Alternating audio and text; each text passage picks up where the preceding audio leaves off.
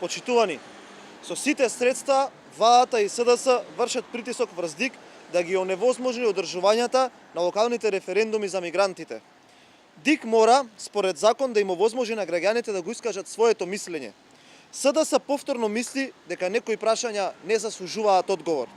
СДС е исплашен од слабите резултати и поразот што го очекува на престојните избори и во ДИК го користи мнозинството и го забрани изјаснувањето на граѓаните.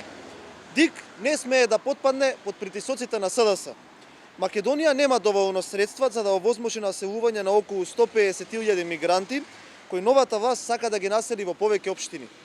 Граѓаните со право стравуваат за својата иднина. Во рамките на неколку општини веќе се бараат локации за изградба на нови згради, со што на локалното население ќе им се одземе шансата за вработување. Ова представува и опасност и ризик за следните генерации, чија иднина ќе биде неизвестна. Поради сето ова, на наредните избори на 15 октомври, народот ќе ја казни оваа погубна политика на СДС. Ви благодарам.